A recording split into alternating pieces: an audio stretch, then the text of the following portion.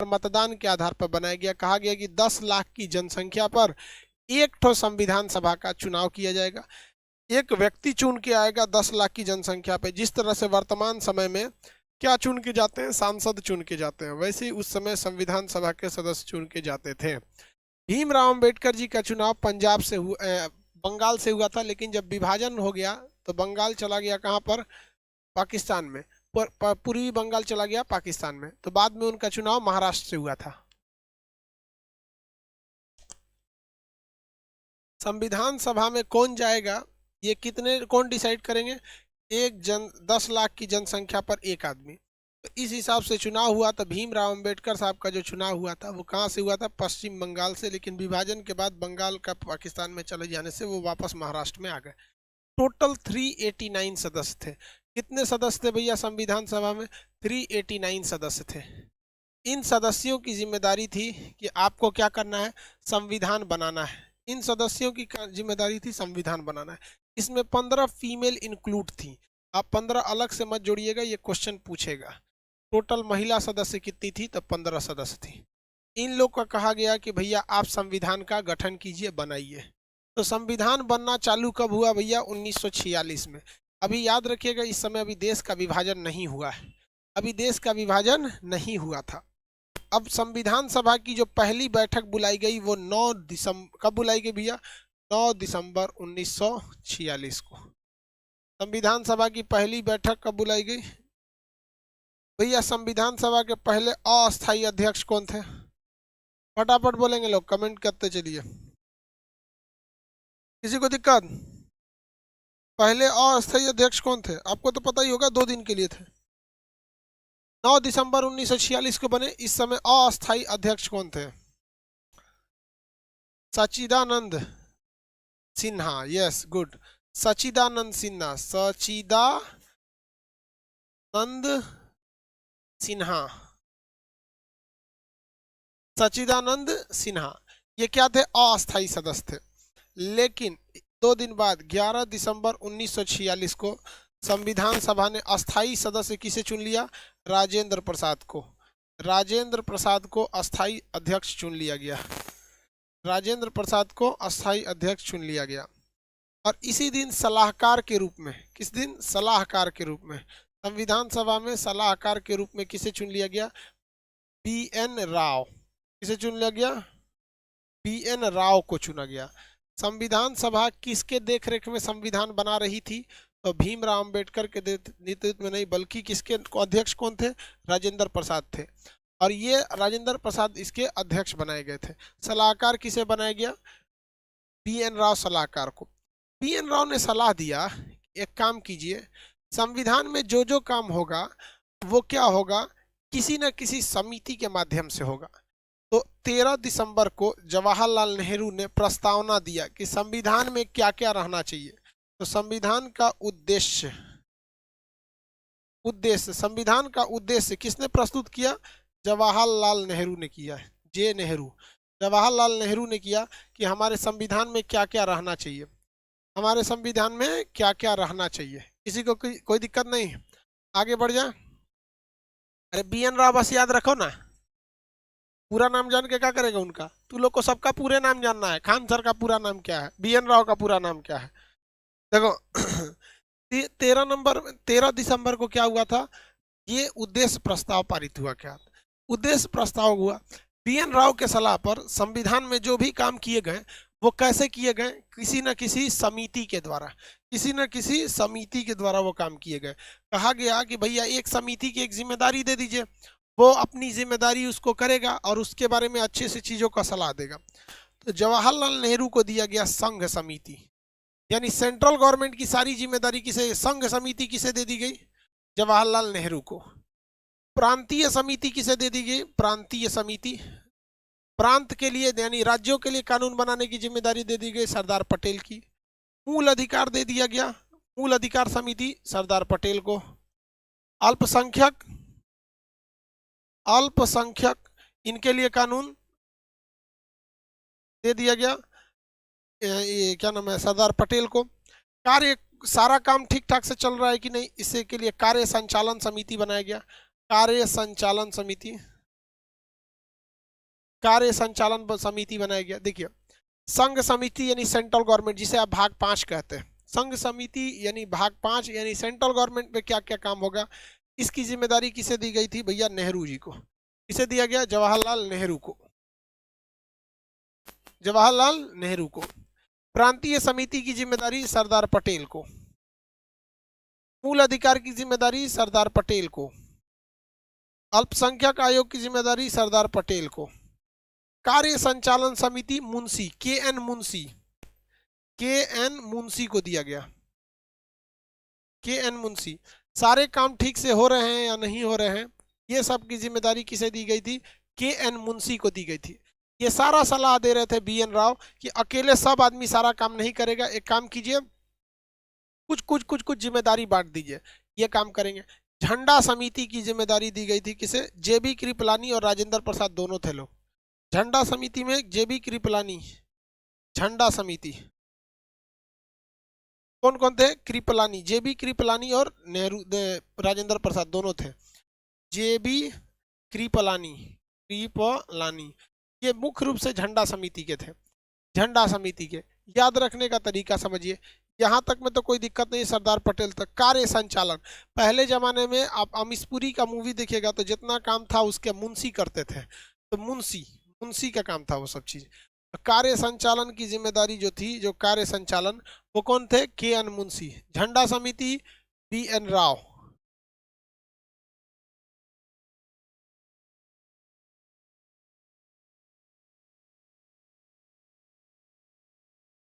क्या बोल रहे हो भाई, के.एन. मुंशी।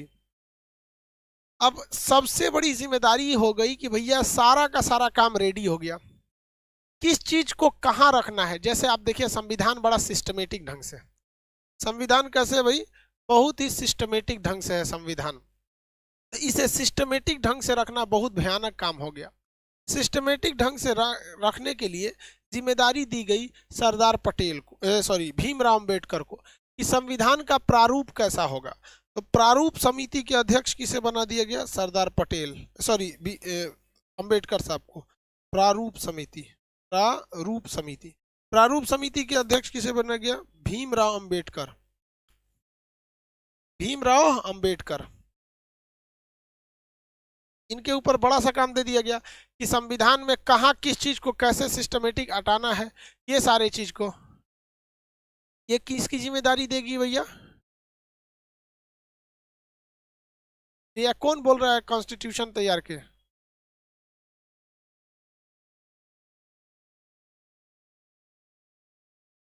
इंडियन मैप नहीं डाल पाए थे थोड़ा सा, अभी ये बैच खत्म होगा तो इंडियन मैप आपको डाल दिया जाएगा, टेंशन नहीं लीजिए। उसके लिए एक अलग सेक्शन सोचते हैं बना दे कि वो अलग सेक्शन ही रहेगा इंडियन मैप के लिए, आप लोग उसमें असाइन रहेंगे। लोग आगे बढ़े, ये हो गया भैया प्रारूप समिति।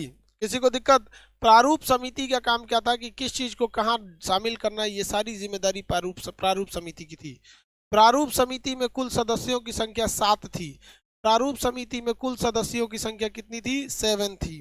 प्रारूप समिति में कुल सदस्यों की संख्या 7 थी, कितनी थी, 7। प्रारूप समिति में कुल सदस्यों की संख्या 7 थी। आगे बढ़ जाते हैं, किसी को कोई दिक्कत नहीं है। प्रारूप समिति में कुल सदस्यों की 7 थी। भाई साहब एक कांड हो गया, ये सारी समितियों की जिम्मेदारी थी। नेहरू के अंडर में जो समिति थी उनका काम था कि अच्छे से अच्छे संघ सरकार की ढांचा बनाया जा सके। प्रांतीय समिति की जिम्मेदारी सरदार पटेल की थी, उनका काम था कि ज्यादा से ज्यादा अच्छे ढंग से प्रांतों के बारे में ध्यान रखा जा सके, मूल अधिकार की ध्यान रखा सके, अल्पसंख्यक का ध्यान रखा जा सके। आगे बढ़े,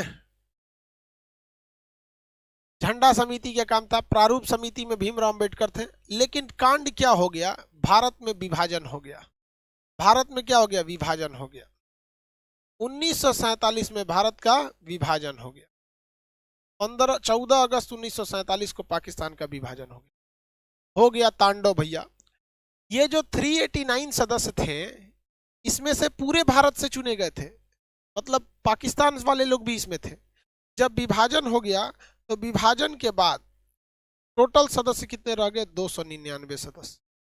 विभाजन के बाद कितने सदस्य रह गए, 299 सदस्य। कहेगा कि संविधान सभा में कुल कितने सदस्यों का निर्वाचन हुआ था, 389।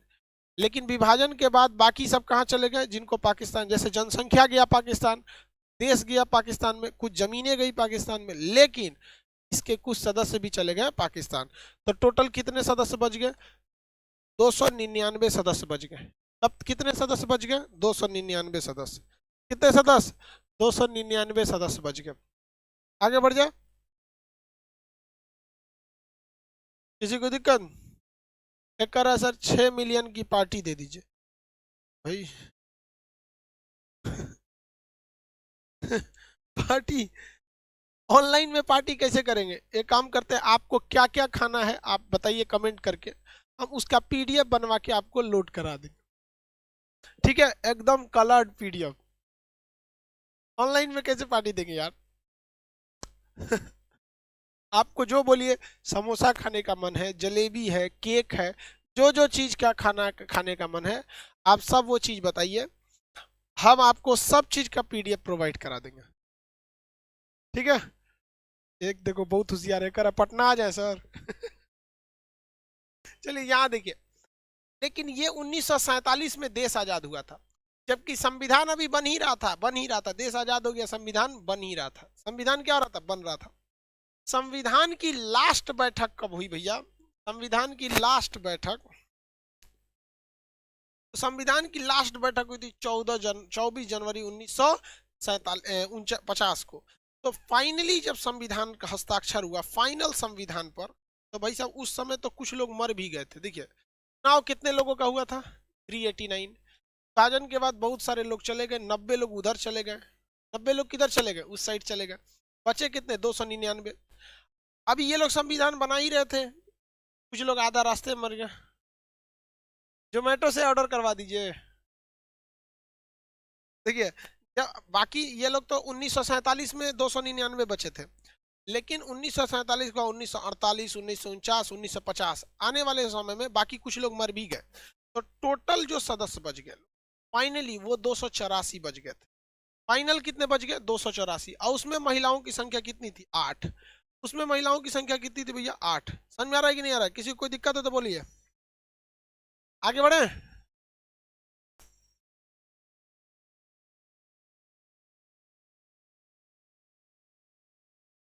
फाइनल कितने लोग थे, 284। और इस 284 में फीमेल कितनी थी, 8। फीमेल 8 थी, फीमेल की संख्या 8। आगे बढ़ जाए।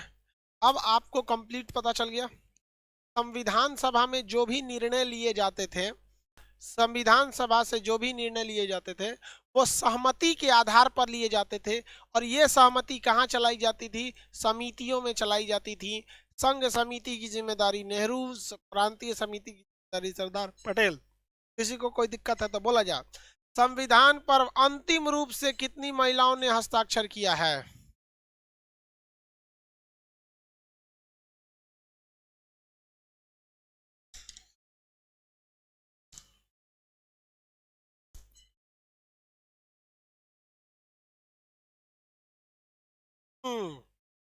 वेरी गुड, ये क्वेश्चन पूछा हुआ है।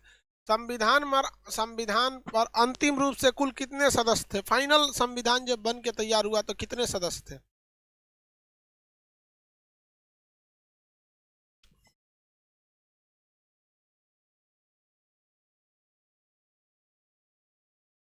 दो सौ चौरासी। कितने सदस्य थे, 284। आगे बढ़े।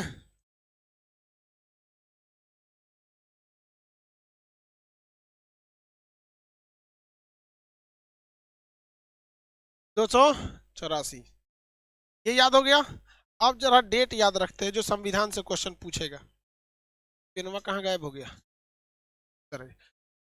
चलेंगे भैया बताएंगे। संविधान सभा की पहली बैठक कब हुई, 9 दिसंबर 1946 को। अस्थायी सदस्य सच्चिदानंद सिन्हा अस्थायी अध्यक्ष चुने गए।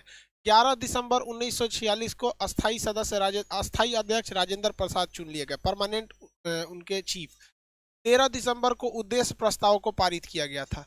13 दिसंबर 19 उद्देश्य प्रस्ताव को पारित किया गया। तो चौथा डेट क्या याद रखेंगे, संविधान बनकर तैयार हो गया 26 नवंबर 1949 को, 26 नवंबर 1949 को बनकर तैयार हो गया। इसी दिन हम इसे क्या मनाते हैं, संविधान दिवस के रूप में मनाते हैं। इसी दिन हम संविधान को अलंकृत कर लिए थे, अधिनियमित कर लिए थे, मान लिए थे। लेकिन समस्या ये थी भैया हमारे सामने कि जब जवाहरलाल नेहरू ने 1929 में लाहौर अधिवेशन किया था, तो इसी समय लाहौर अधिवेशन में जवाहरलाल नेहरू ने कहा था कि हम अब आज़ाद हो गए हैं। हम ये मान के चलते हैं कि हम क्या हो चुके हैं, आज़ाद हो चुके हैं। हम क्या कर चुके हैं, आज़ाद हो चुके हैं। देखिए अब इन्होंने आज़ाद के बारे में जब इन्होंने बताया 1929 में लाहौर अधिवेशन में, तो क्या हुआ, देखिए इन्होंने कहा कि हर भारतीय 26 जनवरी को अपना स्वाधीनता दिवस मनाएगा। तो कांग्रेस की बैठक दिसंबर में होती थी, तो दिसंबर के बाद जनवरी आएगा 26 जनवरी, तो ये तो साल बदल जाएगा ना, 1929 के बाद 1930 हो जाएगा। तो उन्होंने कहा कि हर साल हम लोग क्या मनाएंगे, स्वाधीनता दिवस मनाएंगे। तो 26 जनवरी को हम भारतीय गुलाम रहने के बावजूद भी स्वाधीनता दिवस मनाते थे कि हम अपने अधीन हैं, अंग्रेजों के अधीन नहीं है, हम अपने अधीन हैं, अंग्रेजों के अधीन नहीं है। ये हम हर साल मनाते आ रहे थे। इसी तरह बड़ा धूमधाम से हम लोगों ने स्वाधीनता दिवस मनाया 26 जनवरी 1949 को। लेकिन इसी साल हो गया गड़बड़ कि 26 जनवरी 1949 को तो हमने स्वाधीनता दिवस मनाया और इसी साल 26 नवंबर को संविधान बन के तैयार हो गया। 26 नवंबर 1949 को संविधान बन के तैयार हो गया। तो लोगों ने कहा कि भाई साहब अगर हम इसी दिन संविधान को लागू कर देंगे ना, तो फिर ये 26 जनवरी का दिन का कोई महत्व नहीं रहेगा। क्योंकि 26 जनवरी का महत्व नहीं रहेगा तो गड़बड़ हो जाएगा भाई।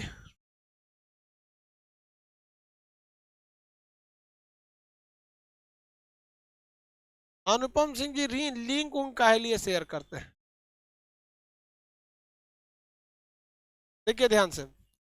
तो अगर 26 नवंबर को अगर हम संविधान को लागू कर देते, तो जो पिछले 30 साल से हम 26 जनवरी को बोलते आ रहे थे हम स्वाधीन हैं, किसी के अधीन नहीं है, तो 26 नवंबर को अगर संविधान बन जाएगा तब तो हम संविधान के अधीन हो जाएंगे, इस दिन का कोई महत्व नहीं रह जाएगा। जबकि इस दिन को हम लोग पिछले 20 सालों से मनाते आ रहे थे, इसलिए इसे गायब करने से बेहतर लगा कि हमारे संविधान वालों ने कहा कि भाई कुछ वेट कर लीजिए 2 महीना, 26 नवंबर से वेट करेंगे तो 26 दिसंबर आएगा, फिर 1 महीना और वेट करेंगे 26 जनवरी आ जाएगा, और इस दिन संविधान को लागू कर दीजिएगा 26 जनवरी 1950 को, क्योंकि 2 महीना बाद साल भी बदल जाएगा। इससे क्या होगा कि हम लोग जो इस त्यौहार को मनाते थे 26 जनवरी ये भी बच जाएगा। वरना अगर 26 नवंबर को संविधान लागू कर देते तो हमारे देश में 3-3 पर्व हो जाता। एक होता है हमारा भैया 26 जनवरी गणतंत्र दिवस, एक होता है स्वतंत्रता दिवस, एक हो जाता है संविधान दिवस। इसलिए हम लोगों ने संविधान को लागू कब किया, तो 26 जनवरी 1950। ये देखिए संविधान इस दिन क्या हो गया, तैयार हो गया, संविधान बनकर तैयार हो गया। इसलिए इस दिन को हम क्या कहते हैं, संविधान दिवस, संविधान दिवस बात करते हैं, संविधान दिवस कहते हैं। इसी दिन संविधान को बनाकर क्या कर लिया गया, अलंकृत कर लिया गया, अलंकृत कर लिया गया। लेकिन फिर भी भारत वालों ने कहा कि भाई संविधान में अगर कोई गड़बड़ तड़बड़ हो जाएगा तो इसके लिए भी कोई ना कोई उपाय करना जरूरी है हम लोग को। तो इन्होंने संविधान की अंतिम बैठक बुलाई स्वतंत्र 2 दिन पहले 26 जनवरी के 24 जनवरी 1950, 24 जनवरी 1950। कहा कि भैया जो जो चीज छूटा हुआ है,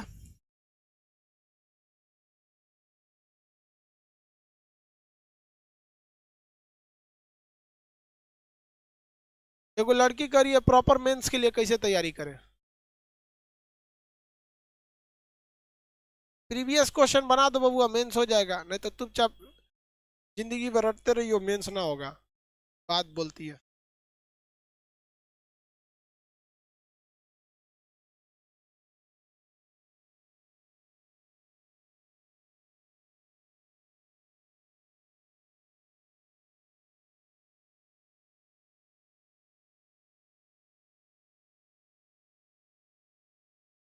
चलिए संविधान सभा की अंतिम बैठक कब हुई थी, संविधान सभा की अंतिम बैठक 24 जनवरी 1950। इस दिन हमारे राष्ट्रीय गीत, राष्ट्रीय गान इत्यादि को हम लोगों ने क्या किया था, अपना लिया था। तो संविधान सभा की पहली बैठक बताएंगे 9 दिसंबर 1949, संविधान सभा की पहली बैठक 9 दिसंबर 1949, आखिरी बैठक 24 जनवरी 1950, और संविधान को लागू कर दिया गया 26 जनवरी 1950। सब 26 जनवरी 1950 संविधान को लागू कर दिया गया। 26 जनवरी 1950, 26 जनवरी 1950 को लागू कर दिया गया। आगे बढ़ जाए।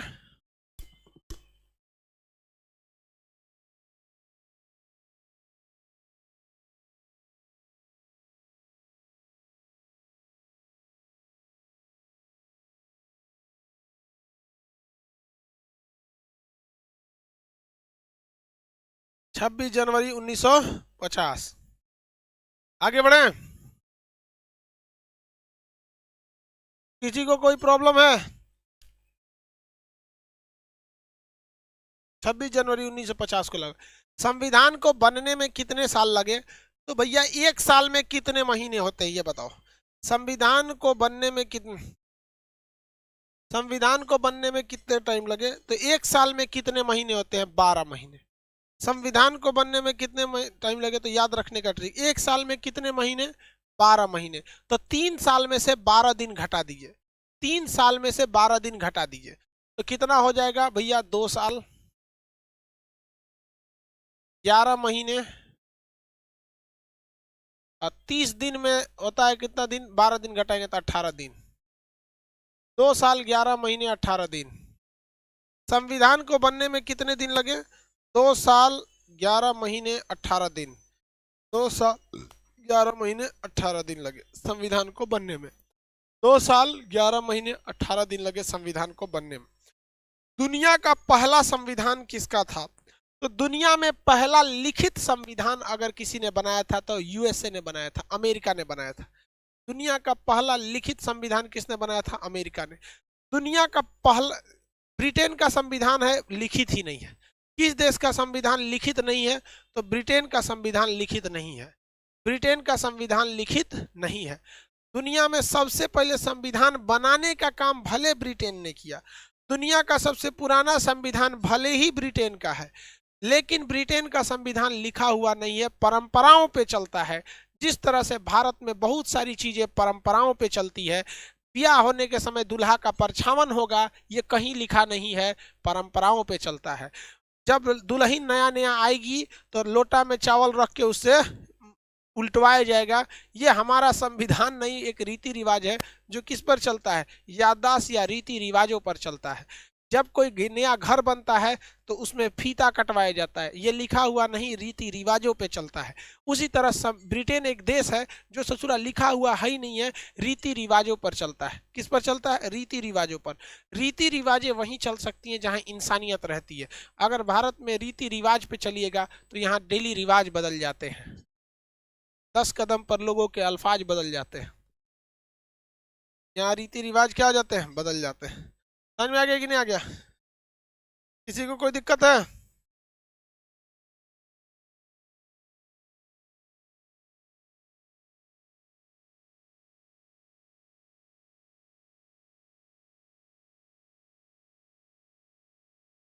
हो गया? दुनिया का पहला संविधान ब्रिटेन का, दुनिया का पहला लिखित संविधान अमेरिका का, सबसे छोटा संविधान अमेरिका का। आपको याद रहेगा ब्रिटेन यूनाइटेड किंगडम के बारे में, यूएसए के बारे में और इंडिया के बारे में। इंडिया के बारे में, दुनिया में सबसे छोटा संविधान अमेरिका का, दुनिया का सबसे बड़ा संविधान भारत का। दुनिया का सबसे बड़ा संविधान भारत का। दुनिया का सबसे बड़ा संविधान भैया भारत। दुनिया का सबसे बड़ा संविधान भारत का। दुनिया का सबसे छोटा संविधान अमेरिका का। अमेरिका का। अब भैया हम अपने संविधान में थोड़ी गहराई से देखते हैं कि भारत के संविधान में बहुत सारी चीजें विदेशों से आई हैं। भारत में बहुत सारी चीजें विदेशों से आई हैं। अब आप बताइए वो विदेशी संविधान याद करा जाए कि नहीं याद किया जाए? आगे बढ़े, किसी को कोई दिक्कत नहीं है? हम संविधान के विदेशी स्रोत बताएं या नहीं बताएं?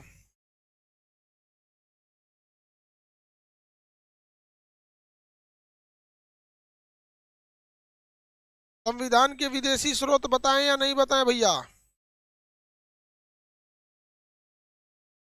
बताया जाए।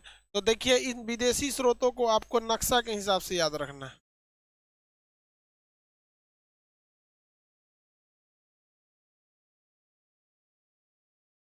भाई नक्शा कहाँ है?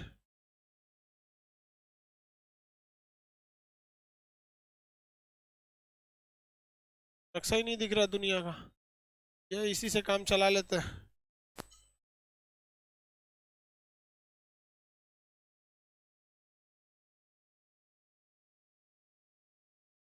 से काम चला लेते हैं।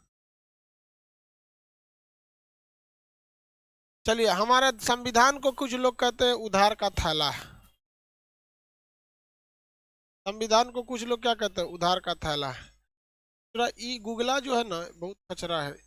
जगह पे भारत का पीओके काट दिया है। सच में एक्स्ट्रा ले लेते हैं भारत में। ये जो मैपो ठीक नहीं है। ये देखिए, हम लोग को ये नक्शा याद रखना है किसके हिसाब से? मैप के हिसाब से। मतलब ये देश पहला यहाँ देखते हैं कनाडा। पहला कौन सा है? कनाडा से। कनाडा से हम लोग क्या लाए हैं? राज्यपाल का पद, अवशिष्ट सूची और संघ सरकार। क्या लाए भैया? तीन तीन चीज। कौन कौन चीज बताइए? कनाडा से तीन चीजें लाए हैं, नाम बताएंगे। राज्यपाल का पद कहां से आया है? कनाडा से। संघ सरकार कहां से आई है? कनाडा से। अवशिष्ट सूची कहां से आया है? अवशिष्ट सूची कनाडा से। अवशिष्ट सूची कनाडा से। याद रहेगा कनाडा। यूनियन शब्द यानी संघ, संघ मतलब यूनियन। यूनियन कहां से आया? कनाडा से। अवशिष्ट सूची कनाडा से। राज्यपाल कनाडा से। राज्यपाल कनाडा से। अवशिष्ट सूची कनाडा से। ये सारी चीजें, किसी को कोई दिक्कत नहीं है इसमें तो बताएंगे। अगर कोई दिक्कत है तो बताए, दिक्कत नहीं है तो कोई बात नहीं। अमेरिका चले। मूल अधिकार अमेरिका से। मूल अधिकार यानी भाग 3। भाग 3 मूल अधिकार अमेरिका से। महाभियोग, महाभियोग, महाभियोग अमेरिका से।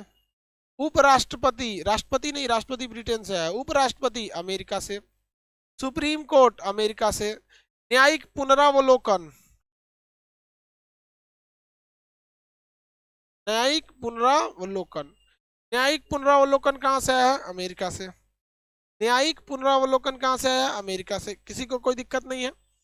मूल अधिकार अमेरिका। राज्य उपराष्ट्रपति अमेरिका। महाभियोग अमेरिका। न्यायिक पुनरावलोकन अमेरिका। याद रहेंगे आप लोग को। इधर के देश निपटा दिए। मूल अधिकार,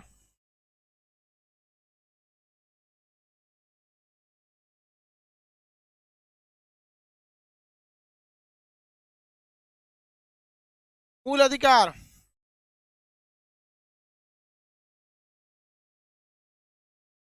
किसी को दिक्कत? अमेरिका से जो जो चीजें याद आएंगी, याद हो जाएंगे आप लोग को। भाग 3 मूल अधिकार अमेरिका से। महाभियोग अमेरिका से। सुप्रीम कोर्ट का पद अमेरिका से। उपराष्ट्रपति का पद अमेरिका से। ये सारी चीज कहां से हैं? अमेरिका से। न्यायिक पुनरावलोकन अमेरिका से। सुप्रीम कोर्ट अमेरिका से। मेरी भी तो बात सुनिए। जीएसटी वेरी गुड, कनाडा से। GST very good, very good. GST कहां से है? कनाडा से। हालांकि जब जीएसटी इकोनॉमिक्स में पढ़ाएंगे तो ये बात बताएंगे।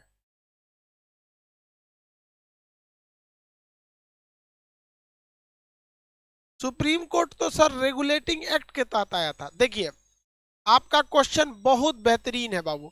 इनका क्वेश्चन है कि सर आप पढ़ाए थे कि सुप्रीम कोर्ट का पद तो रेगुलेटिंग एक्ट में था, लेकिन आप बताइए रेगुलेटिंग एक्ट में जिस सुप्रीम कोर्ट की बात कही गई थी वो सुप्रीम कोर्ट कलकत्ता था, और कहा गया था कि इस सुप्रीम कोर्ट के खिलाफ भी आप जा सकते हैं।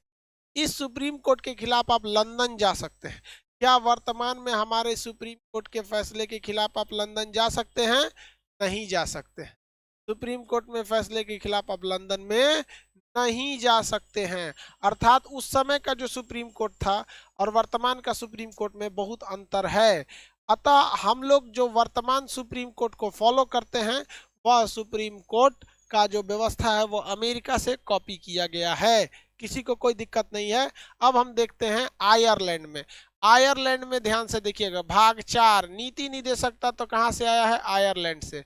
भाग 4 नीति निदेशकता तो आयरलैंड से आया है। नीति निदेशकता तो आयरलैंड से आया है। राज्यसभा में सदस्यों का मनोनयन आयरलैंड से आया है। राज्यसभा में सदस्यों का मनोनयन आयरलैंड से आया है। राज्यसभा में सदस्यों का मनोनयन आयरलैंड से आया है। कहाँ से आया है? आयरलैंड से आया है। कितने लोग बता सकते हैं आयरलैंड कहाँ से लाया था? कितने लोग ये बता सकते हैं कि नीति निदेशक तत्व यानी directory principles of state policy DPSP को आयरलैंड ने कहाँ से लाया था? कह रहा है कनाडा से लाया था। नहीं, गलत बता रहे हो, पढ़ाए थे हम। स्पेन से। वेरी गुड, स्पेन से लाया था, पढ़ा दिए थे भैया आपको, फिर से आप भूल रहे हैं। कहाँ से लाया था भाई? आयरलैंड ने कहाँ से लाया था? स्पेन से। आयरलैंड ने स्पेन से। आयरलैंड के बगल में ब्रिटेन है। कौन सा जगह है? ब्रिटेन। जिस तरह से ब्रिटेन की रानी टुकुर टुकुर देखती रहती है, कुछ नहीं कर सकती है। जिस तरह से इंग्लैंड की महारानी ब्रिटेन में टुकुर टुकुर देखती है, कुछ नहीं कर सकती है।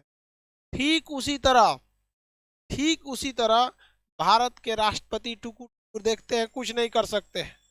भारत के राष्ट्रपति टुकुर टुकुर देखते हैं, कुछ नहीं कर सकते। तो भारत में संसद की व्यवस्था, लोकसभा, राज्यसभा, राष्ट्रपति, मंत्रिमंडल, संविधान की सर्वोच्चता, ये सारा पद कहाँ से आया है? ब्रिटेन से। संसद भवन ब्रिटेन से, मंत्रिमंडल प्रणाली ब्रिटेन से, लोकसभा ब्रिटेन से, राज्यसभा ब्रिटेन से, संसद ब्रिटेन से, राष्ट्रपति का पद ब्रिटेन से। जिस तरह से वहाँ की ब्रिटेन की महारानी टुकुर टुकुर देखती है, भारत का राष्ट्रपति टुकुर टुकुर देखता है। वहाँ महारानी, यहाँ फूफा, कोई बात बराबर है। समझ में आ गया कि नहीं है? किसी को दिक्कत है? हाँ, रामनाथ, अरे रामनाथ कोविंद है, तुम कोविड लिख रहा है। अरे यार, कोविड बीमारी है, उनका नाम कोविंद है, कोविड लिख रहा है। वहां वहीं में हमारे बेइज्जती नहीं करेगा। आगे बढ़ जाए। एकल नागरिकता ब्रिटेन से। एकहरी नागरिकता कहाँ से आई है? ब्रिटेन से। आपको नागरिकता में पढ़ाए थे। क्या हमारे पास पंजाब की नागरिकता मिल सकती है? नहीं। यूपी की नागरिकता मिल सकती है? नहीं, क्योंकि हमारे पास किसी राज्य की नागरिकता नहीं है। हमारे पास नागरिकता जो है वो देश की है। हमारे पास केवल भारत की नागरिकता है। किसकी नागरिकता है? भारत की नागरिकता। हमारे पास किसकी नागरिकता है? केवल और केवल भारत की नागरिकता है। तो एकहरी नागरिकता की व्यवस्था कहाँ से लाया गया? ब्रिटेन से। ना कि हमारे पास किसी राज्य की नागरिकता है। किसी को दिक्कत? आगे बढ़े। एकहरी नागरिकता की व्यवस्था कहाँ से लाई गई है? ब्रिटेन से। वेरी गुड, अब पढ़ा लिखा है सब। तिरंगा भाई, तिरंगा नीचे कैसे हो गया? नहीं झुकना चाहिए। ठीक है, आगे बढ़े। एकहरी नागरिकता ब्रिटेन। एकहरी नागरिकता ब्रिटेन। आगे बढ़े। राष्ट्रपति का पद ब्रिटेन, संसद भवन ब्रिटेन, मंत्रिमंडल ब्रिटेन, मंत्रिमंडल ब्रिटेन। किसी को कोई दिक्कत नहीं है? तो ब्रिटेन के नीचे भैया जर्मनी। जर्मनी, आपातकाल को जर्मनी, आपातकाल जर्मनी, आपातकाल जर्मनी, आपातकाल जर्मनी। जर्मनी के संविधान को वाइमर संविधान कहते हैं या वीमर संविधान। जर्मनी के संविधान को वीमर संविधान कहते हैं। जर्मनी के संविधान को वीमर संविधान के नाम से जानते हैं। जर्मनी के संविधान को वीमर संविधान के नाम से जानते हैं। आप में से कितने लोग बता सकते हैं कि वह कौन सा ऐसा आपातकाल है? तीनों आपातकाल में से वह कौन सा आपातकाल है जो जर्मनी से न लाकर अमेरिका से लाया गया है? वह कौन सा आपातकाल है जो जर्मनी से न लाकर अमेरिका से लाया गया है? कितने लोग बता सकते हैं? उसका आर्टिकल बताइए। 360। वेरी गुड, फाइनेंशियल इमरजेंसी, वित्तीय आपात, वित्तीय आपात। Very good. फ्रांस से क्या लाया गया है? गणराज्य। फ्रांस से क्या लाया है? गणराज्य। गणराज्य का मतलब होता है कि हमारे देश के राष्ट्रपति भी खानदानी नहीं हो सकते हैं। हमारे देश के राष्ट्रपति खानदानी नहीं हो सकते हैं। गणराज्य और लोकतंत्र में अंतर होता है, आगे समझाएंगे। गणराज्य की व्यवस्था कहाँ से लाया गया है? फ्रांस से। गणराज्य की व्यवस्था फ्रांस से। संविधान में संशोधन दक्षिण अफ्रीका। संविधान में संशोधन दक्षिण अफ्रीका। संविधान में संशोधन दक्षिण अफ्रीका। संविधान में संशोधन दक्षिण अफ्रीका। संविधान में संशोधन दक्षिण अफ्रीका। संविधान में संशोधन दक्षिण अफ्रीका। कानूनी शब्दावली, कानूनी शब्दावली कहाँ से? जापान से। टेक्निकल टर्म्स वगैरह कहाँ से लाए हैं? जापान से। टेक्निकल टर्म्स वगैरह कहाँ से लाए हैं? जापान से। अब देखते हैं ऑस्ट्रेलिया से। देखिए, प्रस्तावना ऑस्ट्रेलिया से, प्रस्तावना की भाषा अमेरिका से, प्रस्तावना वाला चीज ऑस्ट्रेलिया से, प्रस्तावना ऑस्ट्रेलिया से। प्रस्तावना कहाँ से है? ऑस्ट्रेलिया से। प्रस्तावना ऑस्ट्रेलिया से। किसी को कोई दिक्कत? प्रियम्बल बोलते हैं जिसको, आगे बताएंगे। प्रियम्बल, प्रियम्बल, ठीक है, प्रियम्बल, उसी को ऑस्ट्रेलिया कहते हैं।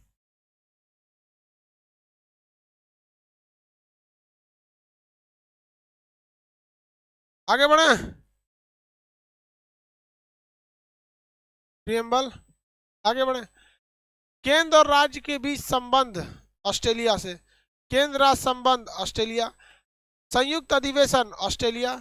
समवर्ती सूची ऑस्ट्रेलिया। समवर्ती सूची यानी केंद्र और राज्य के बीच में समवर्ती सूची ऑस्ट्रेलिया। अवशिष्ट सूची कनाडा। अवशिष्ट सूची कनाडा। किसी को कोई दिक्कत?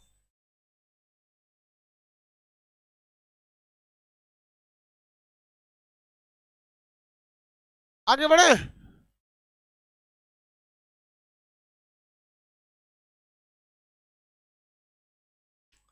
संयुक्त अधिवेशन, देखिए, समवर्ती सूची, संयुक्त अधिवेशन, केंद्र राज्य संबंध, प्रस्तावना, ये सब कहां से आया भैया?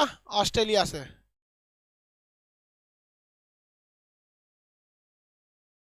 पॉलिटी का इंग्लिश पीडीएफ प्रोवाइड करा दीजिए।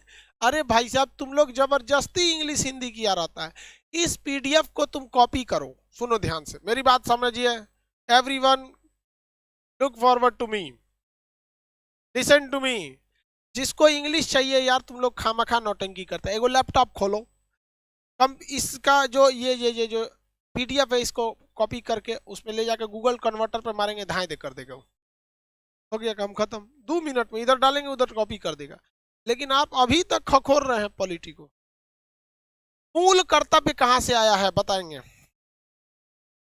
मूल कर्तव्य और पंचवर्षीय योजना कहां से आया बताएंगे? मूल कर्तव्य और पंचवर्षीय योजना कहां से आया?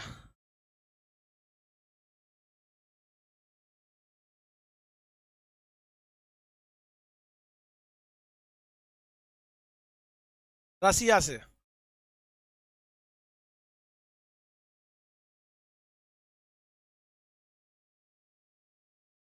रसिया से आया। देखो कह रहा है सर चाइना से कुछ नहीं आया है। चाइना से भी आया है। क्वारंटाइन, लॉकडाउन, सैनिटाइजर, कोरोना, कोविड-19, ये सब कहाँ से है? हम लोग तो यार लॉकडाउन जानते भी नहीं थे। लॉकडाउन का मतलब क्या होता है? चाइना ने क्या हुआ है, इसका आविष्कार हो गया। क्वारंटाइन आदमी नहीं जानता था। हालांकि क्वारंटाइन थी लेकिन प्रचलन में नहीं था, आम आदमी नहीं जानता था। सैनिटाइजर अगर कोई बगल में, पहले हम जाते थे, एक बार गए थे बैंक के, एक बहुत बड़े आदमी थे आरबीआई बैंक में 2019 में, मतलब कोविड से पहले, खाना खाने से पहले हाथ में सैनिटाइजर लगा के इसे मल रहे थे। हमको लगा ये भाई साहब ये क्या कर रहा है, क्या रखा है ये, बहुत इलीट क्लास का आदमी है, वीआईपी आदमी है, सीबीएसई बोर्ड का है। ऐसा ना कोरोना आया, ऐसा ना कोरोना आया, आज हर आदमी सैनिटाइजर और मास्क सीख गया। तो किसी को कोई दिक्कत? चाइना की देन। पाकिस्तान में भी है, अपने धर्म के नाम पे करके बम मार दो। जो बेचारे माइनॉरिटी हैं, कमजोर लोग हैं, जिनकी संख्या वहां कम है, मजदूर हैं, घर में घुस के गोली मार दो, जबरदस्ती उनका धर्म परिवर्तन करा दो। ये सब चीजें कहाँ से हैं?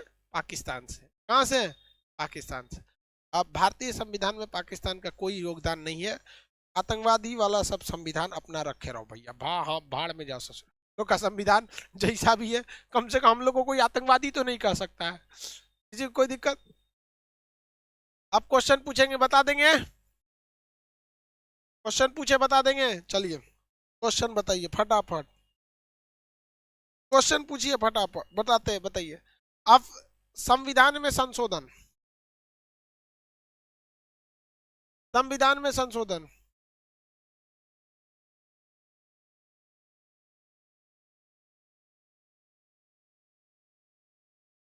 South Africa. वित्तीय आपात, फाइनेंशियल इमरजेंसी। कर्तव्य, कुल कर्तव्य।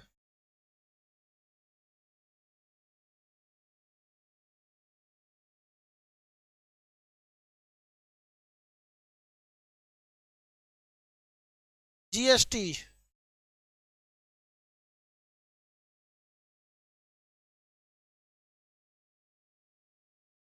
कनाडा से। Very good. जीएसटी वगैरह कहाँ से आया भाई? कनाडा से। किसी कोई दिक्कत? क्वारंटाइन, चाइना से। लॉकडाउन, चाइना से। लॉकडाउन, चाइना से।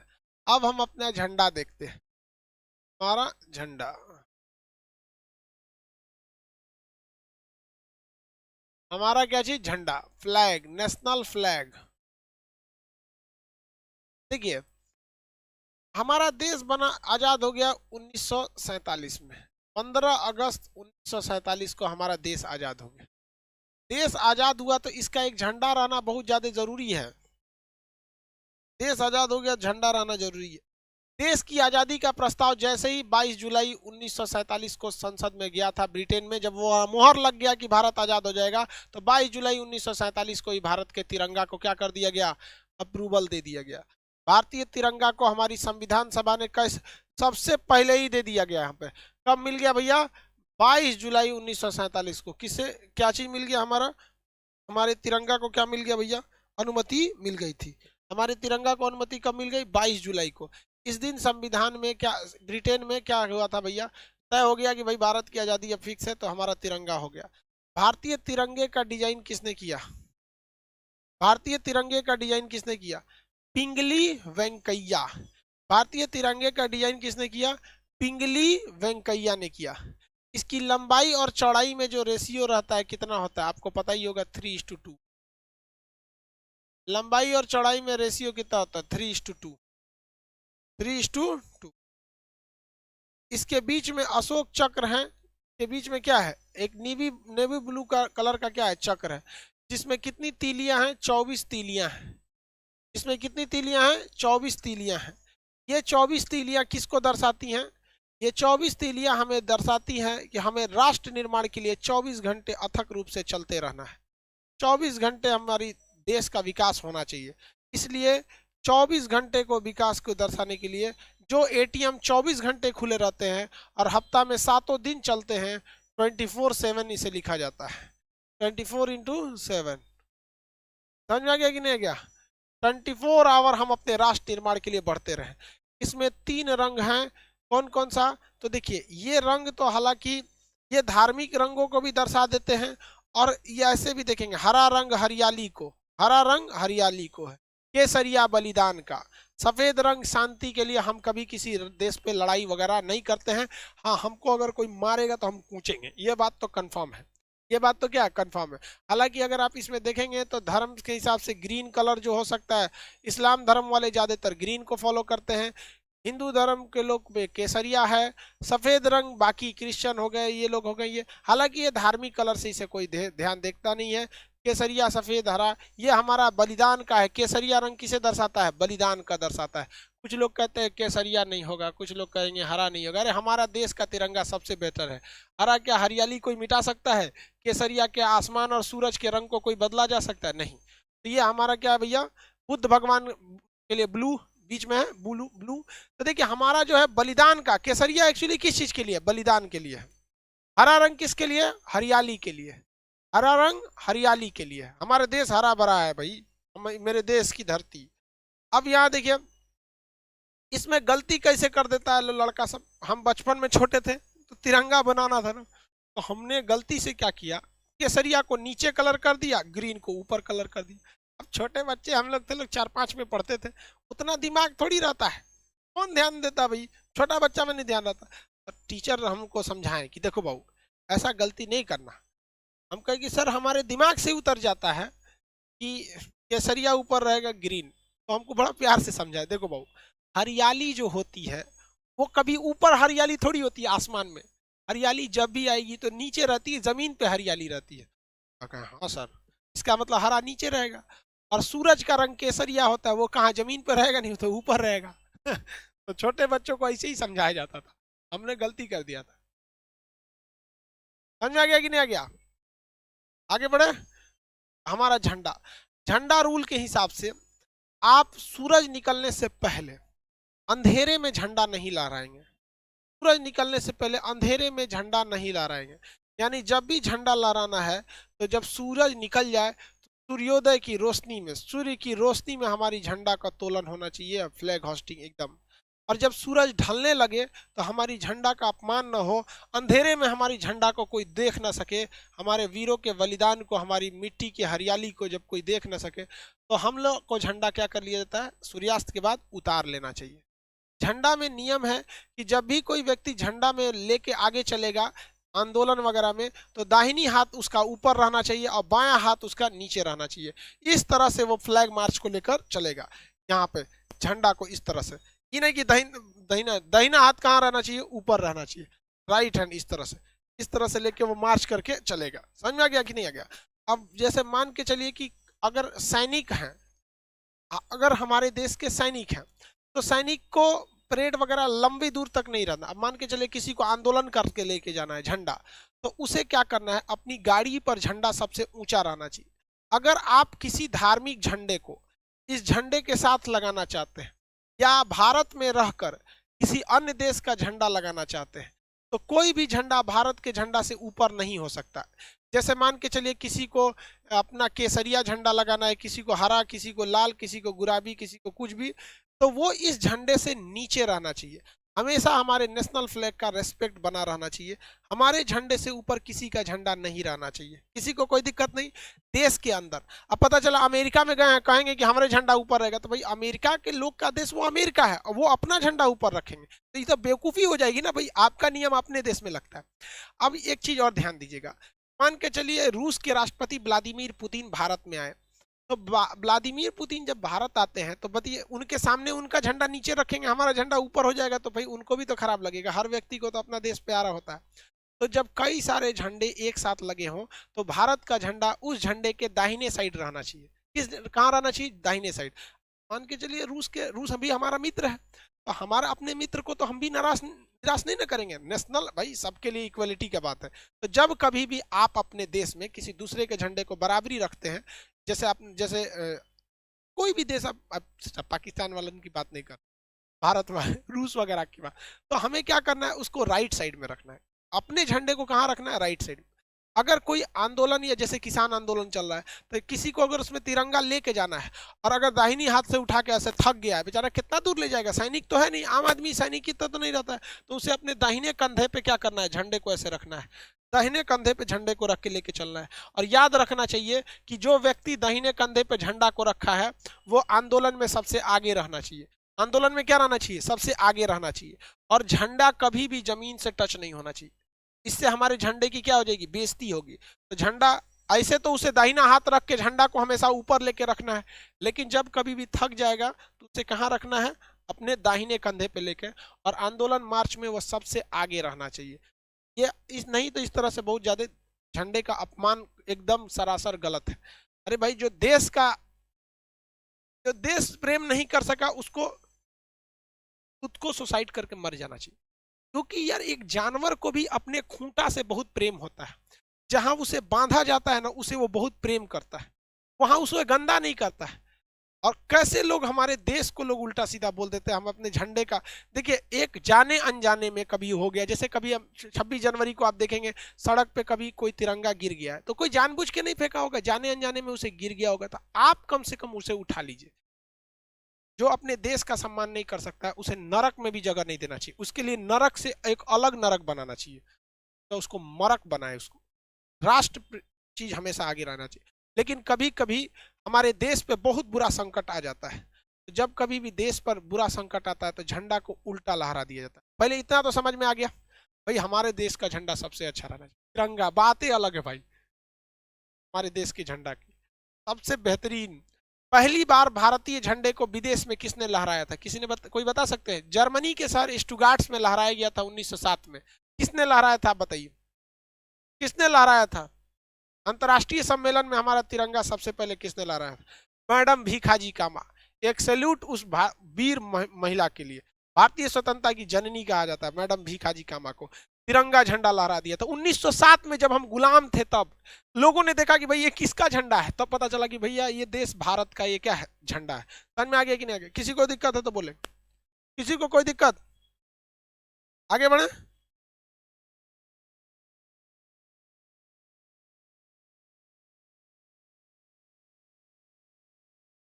आगे बढ़े। अब देखिए झंडा के साथ दो कंडीशन। ये जो झंडा ऐसे सीधा है, अगर हम इसे ऐसे कर देंगे झंडा को, तो टेबल कुर्सी पे जब झंडा रहता है तो दो झंडे ऐसे रह जाए तो कोई दिक्कत नहीं है। दो दो झंडे अगर तिरछा हो जाए तो कोई प्रॉब्लम नहीं है। जैसे ये देखिए, अभी कोई दिक्कत नहीं, अभी कोई दिक्कत नहीं है, अभी कोई दिक्कत नहीं। लेकिन अगर हमारे राष्ट्रीय स्मारक जैसे सुप्रीम कोर्ट, राष्ट्रपति भवन, इस सब पे अगर जो झंडा सीधा लगता है, वहां का झंडा तिरछा नहीं होना चाहिए। लगाया गया था, एक सेकंड बाबू, झंडा लगा देते पहले, यही ना?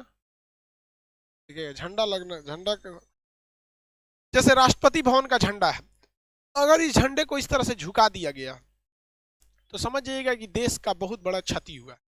राष्ट्रीय शोक अगर होता है, दुख दर्शाया जाता है कि ऐसा दुख जो पूरे देश को लगा है, तो उसमें राष्ट्रीय झंडा झुकना चाहिए। जैसे हमारे एपीजे अब्दुल कलाम का जब निधन हुआ था, हमारा झंडा झुक गया था।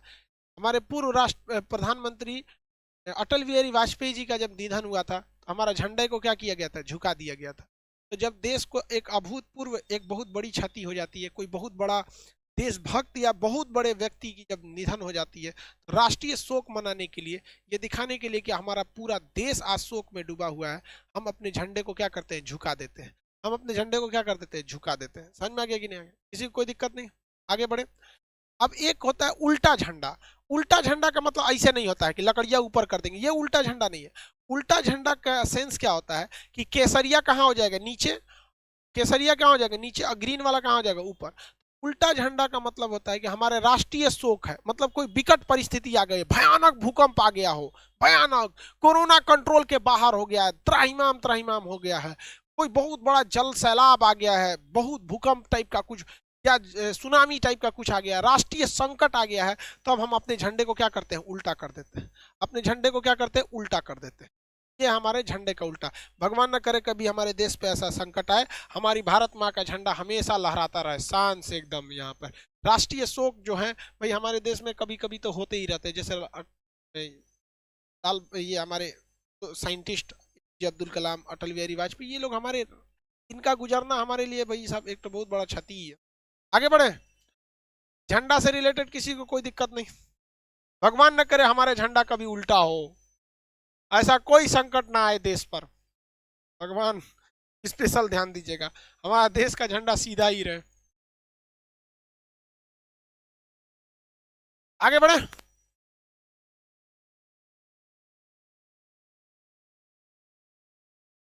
किसी को कोई दिक्कत नहीं। अब एक होता है पताका। देखिए पताका, हमारा झंडा है, हमारे पास पताका नहीं है। पताका इस टाइप का होता है, धार्मिक झंडा होता है, देखते हैं तीन कोना झंडा इस टाइप का, ये सब क्या है? सब पताका है सब। तो हमारा झंडा, हमारे पास क्या है? झंडा है, पताका नहीं है। ये सब तो धार्मिक चीजों में होता है। बाजार पे दिखेगा या फिर बजरंग बली का दिखेगा झंडा, या इस तरह से भगवा, वो सब टाइप का हमारा तिरंगा नहीं होता। हमारा तिरंगा 3:4 के रेशियो में होना चाहिए। किसी को कोई दिक्कत नहीं? हो गया। आगे बढ़ते, आज के लिए इतना ही रहने देते,